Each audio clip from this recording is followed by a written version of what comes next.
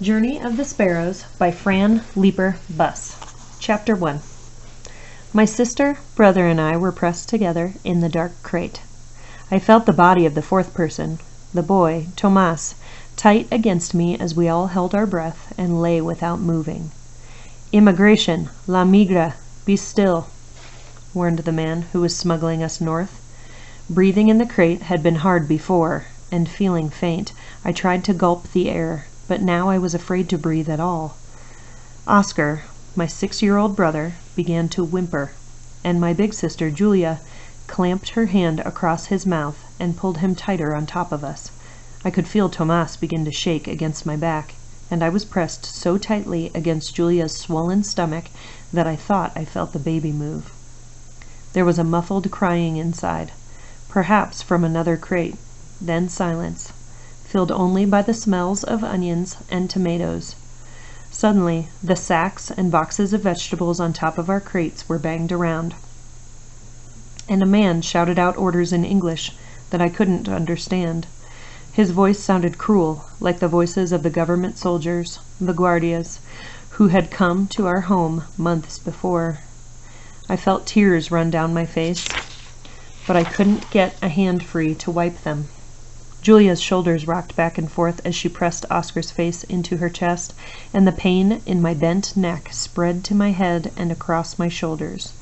Finally, the men's voices moved farther away, and the engine of the truck in which we were hidden started up again.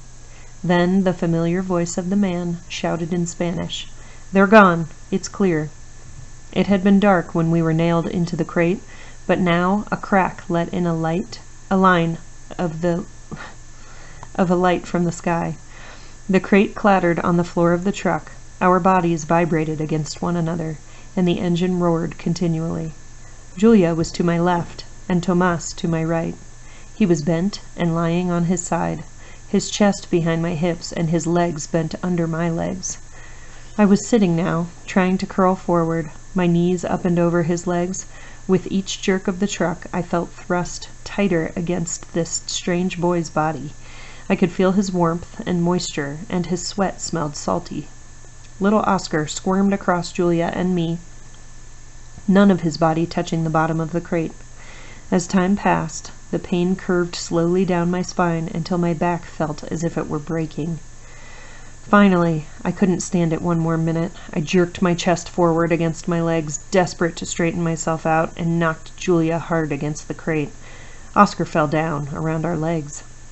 "Julia, Maria, let me out," Oscar cried, thrashing. "I'm thirsty. I want Mama." He pounded the crate with his hands. I sobbed out loud. "I'm sorry, Julia. I'm sorry." Terror rose up inside me. "Our Father," Tomas began to pray behind me.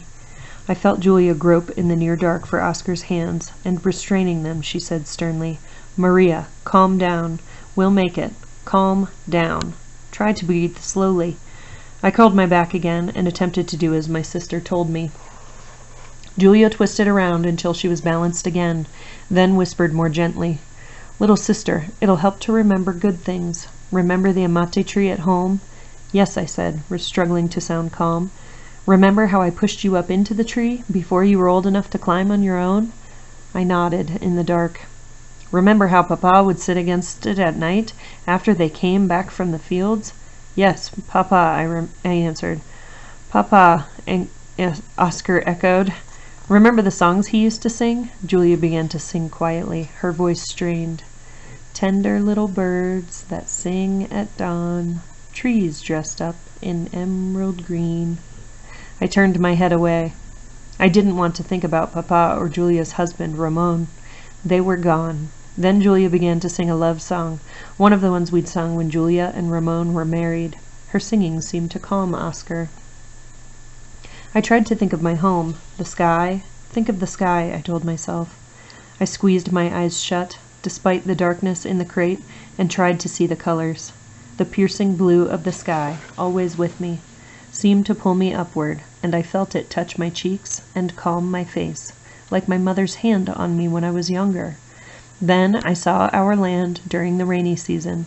The world was green, and immense white clouds shared with me their secret faces of the saints.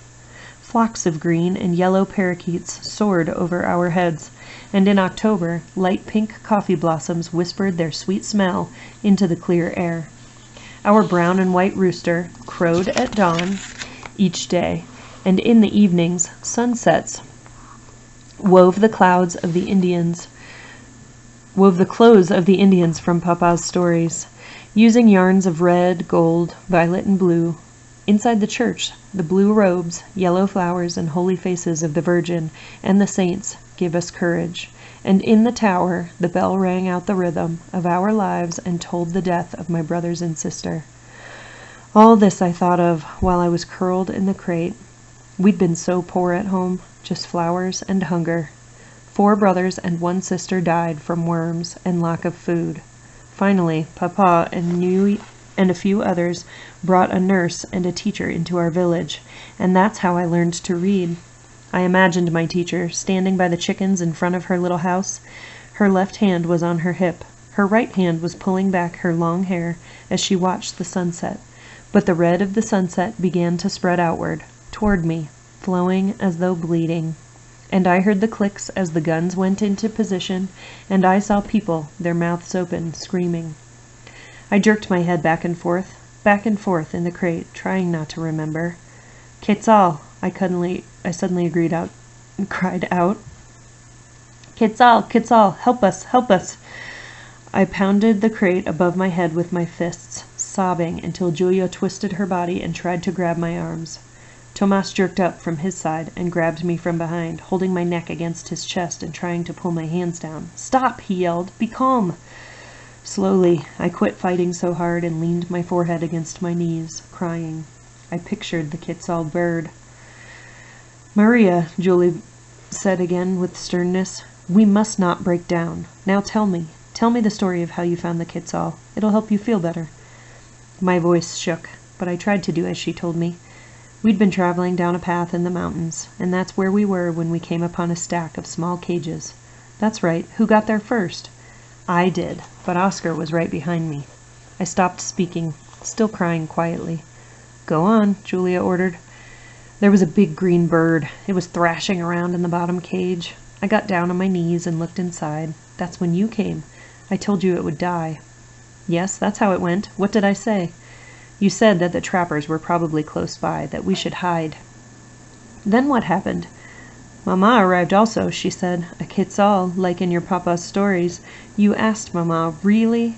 The good Quetzal? Mama said yes. Oscar said, it's magic. Tomas let go of me and spoke from behind me in the dark. You mean you really found a Quetzal? Yes, we did, Julia said. It was when we were wandering through the mountains. I could feel her turn toward him. Only now did I realize how tightly Tomas had been holding me. My body burned with shame. What would my mother or grandmother say about a girl who sat this close to a boy?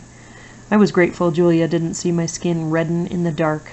Go on, little sister. What did you do then? I twisted the wire that held the cage closed. The bird was scared, and its wings thrashed even harder. Then the wire jerked in my fingers, and the door sprang open. And we all jumped back, Julia continued. Me too, I remember, Oscar added, as he squirmed into a different position. The bird flopped out of the cage, I said, looking around my arm in Tomas's direction. I couldn't see his face in the dark. At first its wings wouldn't work, but then it rose up past us into the sky. Its long tail spread behind it, and we could see its other colors. Then, I whispered to myself, the end of our story. Quetzal, I called as it flew away. Help us make it to safety. Our truck hit a bump in the road, and the crates bounced up and crashed down. My head smashed against the top of the crate, my neck hurt even more, and my hips ached. We heard screams from the crates around us, and Oscar wet himself against my legs. He cried, and I tried to pat and soothe him. Julia was also crying, and Tomas was praying again. As Oscar's urine became cold, I realized how icy the whole crate was becoming.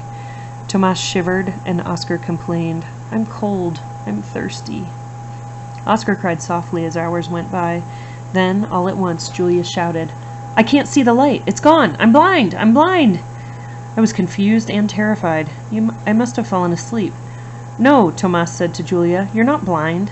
It's the night, I cried urgently. Julia, it's probably the night. I can't see the light either. Tomas shook, and I felt the cold work its way up my spine and down my arms.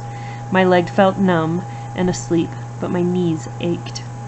I'm so thirsty, Julia said. What's wrong with me? Tomas groaned. Why didn't I bring any water? Home, Julia moaned. Ramon, I want to go home. Then, in panic, Maria, where are you? I'm here, Julia. I won't leave you. What about my baby? It's not moving. What if this has killed Ramon's baby? Your baby's alive. I felt it move when Lamira stopped the truck. I tried to keep talking, but I was so thirsty, my swollen tongue stuck to the roof of my mouth. My words were blurred, and my throat ached from wanting water. We huddled in silence for a while, shaking with the cold. Oscar kept moaning. Water, I repeated the rosary.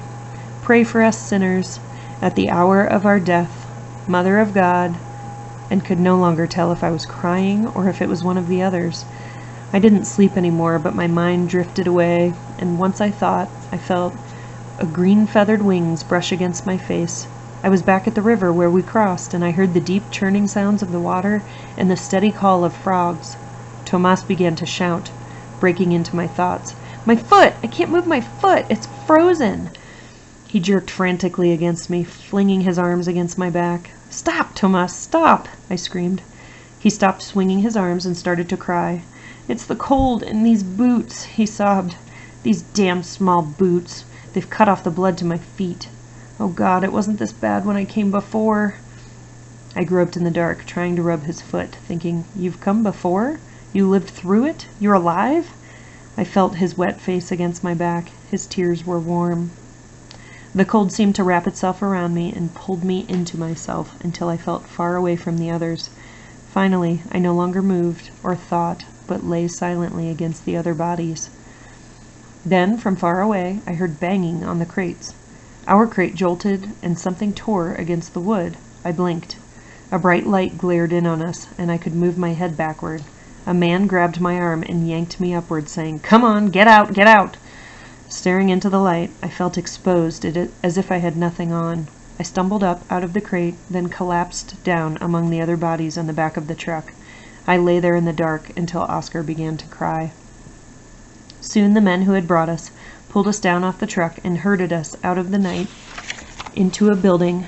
Julia and I stood huddled together in the bright light. Oscar was in my arms, still whimpering. His brown eyes were rolled to the side, and we couldn't make him stand up.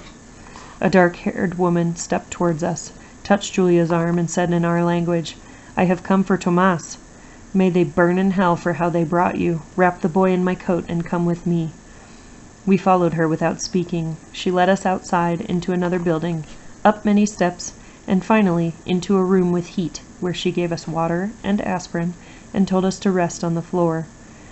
Staring into the glowing wires of a small heater, I fell asleep, and in my dreams I hurled myself at the men, pounding them with my fists as they nailed us into the crate. Then I blushed, realizing I was pressed against Tomas's body. I woke up suddenly, confused, and looked from the heater into the face of an old woman dressed in all black. The woman's dark eyes peered at me from her wrinkled face. Bits of white hair had pulled out from her bun, and she smelled of herbs, like a midwife. You are awake. Here, drink water, she said. How you all have suffered. The water was cool as I swallowed it, and the warmth of the room was gentle. Gracias, I said to the old woman as I put down the empty cup. I was still on the floor, and Julia lay sleeping next to me, her face finally peaceful.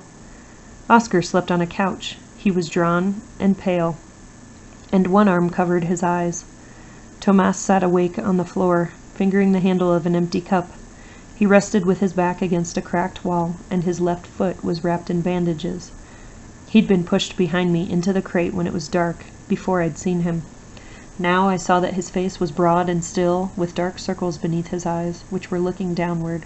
He was not yet a grown man, perhaps 15, my age, or a few years older. Across the room, the light of a candle flickered in front of a statue of San Antonio, and the saint stared at me with solemn, knowing eyes. I smelled incense and herbs, and like in our church at home, and heard voices and a child crying somewhere. The woman who had led us here knelt down by me, held some coffee to my lips, and pushed my long hair back from my face. "I'm Marta, Tomas's aunt, and this is Dona Elena," she said, motioning to the old woman kneeling next to her. "She came to help you. This little boy is sleeping now.